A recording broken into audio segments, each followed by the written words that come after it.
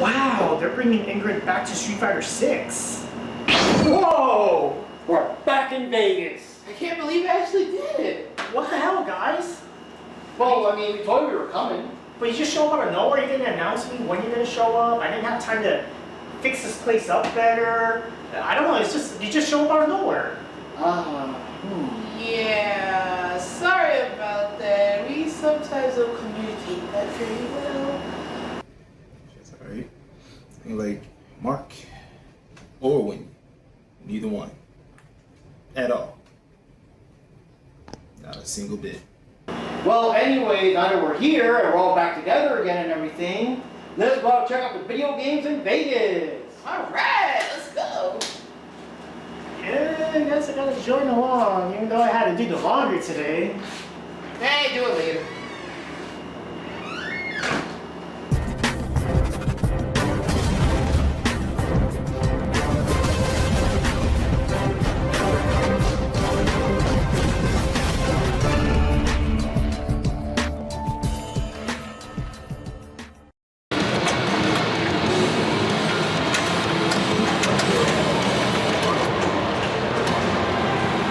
Hey, this is Mark Rodriguez. This is Johnny Rodriguez. And Wendy from behind the camera. Hey guys. Yep, and here we are, Pinball Hall of Fame, the new location. I kind of forgot where it used to be before, but it's not here. This is like closer to the strip, and there's a giant sign there. You can see that the Mandalay Bay is right there, so it did like change its location and everything. And yeah, it's a whole different area and everything. So, and also it's next to Player One that also changed to a different location we'll be checking out later on. But this is the Pinball Hall of Fame, so let's check it out. Let's play some pinball. Check it out. Okay, let's go guys. The Pinball Hall of Fame in Las Vegas first opened in 2006 on Tropicana Avenue.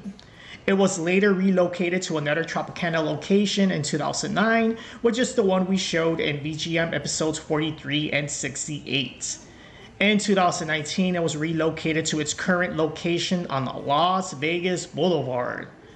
As you can tell, it hosts a large collection of vintage and modern day pinball machines, but also a lot more arcade games than in the older location. So unlike some of the places we've checked out before, the Pinball Hall of Fame is not free play. You do have to pay for each individual pinball machine. So yeah, let's get a bunch of quarters and check out the games. The first game we encountered while looking around was the Star Wars Racing Arcade. It was released in 2000 by Sega and LucasArts, and it was based on the racing scenes from Episode 1, The Phantom Menace. You can choose from 4 different vehicles, and you also have 4 different tracks, each with its own difficulty. While the Expert track, the Tatooine Boontook Eve Classic, has 3 laps, the other 3, the Tatooine Bacla track, Eddie Ford Smuggler's Cove, and the Star Pixelito Challenge have 4 laps. You can choose between Anakin Skywalker, Ben Quaternaros, Sebulba, and Gasgano and use their pod racers. You know, it's on a similar game called Star Wars Episode 1 Racer for the N64. You know, while the arcade game was just a little bit different, it still brought back fond memories, you know, being excited for the whole trilogy to come about, and then me playing on a late Friday night with my pod racer trying to use Anakin because of course I would, and then not buying the right parts of Sebulba and then coming in last place and face palming over my stupidity, and of course, you can't get around though. Anakin's, come on, wherever he's trying to get his pod racers to just move. Well, that sounded sucked at that game, but it was still fun. Now onto the actual pinball games. We started out with Uncanny X-Men, which was advertised on a sign outside. I mean, with this kind of thing, we just gotta check it out. Released in 2012 by Stern Pinball, this game comes with a Pro Edition and a Limited Edition. This is the Limited Edition we're playing right now. The game features the 90s X-Men cartoon theme song and either the same voice actors or very similar voice actors to people like Wolverine, Xavier, and Magneto. And since Magneto's involved, there are times where he actually traps your pinballs while the other pinballs hit the field. And there's also times you have to juggle multiple pinballs at once. Get your butts inside the Blackbird! The next game I checked out was Venom, also from Stern Pinball. Released in 2023, the pinball machine comes in the Pro Edition, Premium Edition, and the Limited Edition, so the one we're playing this time is the Pro Edition, the most common one. You can choose between Eddie Brock, Flash Thompson, Peter Parker, or even Gwen Stacy to be your host. The fast-paced pinball game includes cool figurines of Carnage and Doppelganger, and this one will also make you juggle several pinballs at once. It seems to be the theme with the Stern pinball games, as we'll see. I checked out the classic Street Fighter II pinball machine. It was released in 1993 by Gauntlet. Yes, we covered this one a few times before because it does seem to pop up anywhere that has a pinball machine, but I don't care, I'm playing it anyway. Check out my expert pinball skills. Now, if only they can make a Clay Fighters pinball, that would be awesome. We also found a brand new Ninja Turtles pinball game based on the original 80s Turtles, also from Stern Pinball and released in 2020. It also comes with the Pro, Premium, and Limited Edition, and the one we got now is the Pro version, the most common one. You can also select from the 4 Turtles, and in true Stern Pinball fashion, you'll reach sections where you have to deal with lots of pinballs all at the same time. There's a segment where Master Splinter trains you, and you have to shoot the pinballs at certain targets within a time limit. And there's also a part where all these foot soldiers attack you, and you're playing as all 4 turtles attacking them, signified by a crazy amount of pinballs coming at you all at the same time. This is the most pinballs I had to juggle in all of these Stern pinball games. It was insane.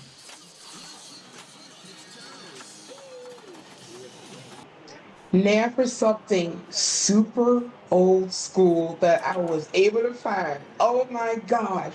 Vintage pinball games from the 1930s before they added flippers and bumpers. Back then, the pinball machines were strictly games of chance rather than games of skill. You just pull the spring and let the pinball fall wherever it may. Back then, you could win prizes. And before the 30s, you can win things like free meals or free drinks or free cigarettes based on your high score. This is why people used to tilt the machine. Before flippers were added, it was the only way to alter the game in your favor. But of course, that was cheating. Once pinball machines became coin operated and also electric, they added ways to detect if you were tilting the machine. No free steak dinner for you if you do this. Some other things we found at the Pinball Hall of Fame was a Zoltar fortune teller machine, as seen in the Tom Hanks movie Big. Luckily for me, apparently I didn't even get my fortune, so I don't think my wish is going to come true. And something else we found was a mutoscope machine, which is also a penny arcade machine, which you would have seen back in the old days. This particular one was from 1921. A mutoscope machine is kind of an old technology where they use flip books and it's playing a movie, so to speak. It cost a penny and it was cheap entertainment for the time. And then there also were those naughty ones where, the kids might get caught with it. And, the parents, I'm pretty sure, weren't too happy about that. Oh, Wendy, that's disgusting. That's terrible. Where can I find one of these? Alright guys, here's our quick thoughts on the Pinball Hall of Fame. For me it was a big change because it did change to a different location from the last time we did the PGM episode about it. And of course it got lots of new pinball machines that weren't there before, like the X-Men one, we had several X-Men one, and a new, more modern Ninja Turtle one, stuff like that. There's a lot of different ones here and there. And yeah, it's pretty cool. Most of the machines cost 75 cents. I don't know if they were like that, possibly, but they were 75 cents. They were They were? Yeah, 3/4, yeah, 3/4. All of them were 3?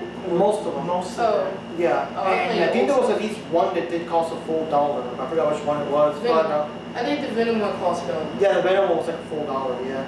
But yeah, a lot of fun. A lot more arcades, because in the past there were like some arcades, like Mario Bros or whatever, but now they had like a bunch of arcades there too, so it's kind of weird seeing them in the Pinball Hall of Fame. But yeah, a lot of fun. What do you guys think? Okay, well, I've been there before in the old location, so obviously it's kind of a culture shock just to see the intercoins, the Pinball Hall of Fame in the new locations. And I like the way that they have the pinball sign kind of like Las Vegas style, like the Welcome to Las Vegas sign style. I like the way it's designed. I like I feel like the place feels a lot better. I think it had better ventilation as far as I remember. Yeah, it was And it felt more roomier, more space. Like there's more space in there. I felt like it's bigger than the old location, I think. Yeah. Your thoughts, Wendy? Alright, so this is my first time to this whole entire area, so even getting there is like an adventure to me. But for the actual pinball area, yes, I thought it was really interesting seeing all those old pinball machines and all the old games in there. I mean, like so just a few. But I was really most interested in the really, really old school pinball machines. Because like I said, before it became, because originally the pinball machines were games of chance as opposed to game of skill. And when it was a game of chance, then that kind of fell into the gambler territory. But, it wasn't allowed in some places, so then, they added the flippers and became a game of skill, and, you can, have some I guess, autonomy. Yeah. And I don't know if anyone's watched like the old cartoons, the thing with the pinball Tilt. thing, and you had the tilt, because people's trying to move the ball, you're not supposed to, but try to cheat, move the machine and let it land where you want it to land with the ball and all that. But I thought it was an interesting place. I hated the fact that, some of the machines weren't working properly or they weren't fixed, but, that comes with the territory with older machines, I like the fact that they had the pod racing game. I mean, I know there's some footage of that somewhere, and that was awful, but it was still just fun to see. It just got me nostalgic for when I played it back in the day, and when I actually had the N64 version of that game that I sold for money after a while. And so I thought it was a very interesting experience. I would like to try it again just to see if they added anything or maybe bring in some older machines. We came across a boxing pinball machine that was apparently rare.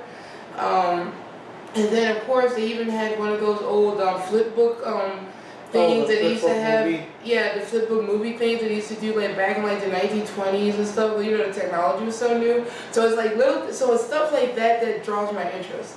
I want to see the precursor stuff. Yeah, it's like playing the Nintendo Game & Watch and realize that this was the precursor to the Game Boy and the thing that inspired the Game Boy. So I was more interested in stuff like that. But it was a good little trip there, and I got my fortune. Yep. And the last thing I do want to add in there is that I was trying to play new ones. I didn't want to play the ones we did in the last video. We did like Nightmare on Elm Street and WrestleMania stuff. I wanted to play different machines that we didn't play before in the last episode. So this one, I don't know, it's a lot more common now because a lot of these pinballs throw multiple balls at you at once and everything. I'm just, oh my god, what's going on? The turtles especially, because there was a part where I guess all the foot soldiers are supposed to attack the foot soldiers. And so all four balls because you have all four turtles. So that's the. I'm like, what the hell's going on? And all that. That was crazy. But anyways, guys, wraps up for now. This is Mark Rodriguez here, signing off. This is Johnny Rodriguez. This is Mrs. Juppy, also known as Juppy Channel. You call me Wendy. See you guys later. And if you're in this area, check out the Pinball Hall of Fame. Yep. Well, thanks for watching. See you next time. Bye.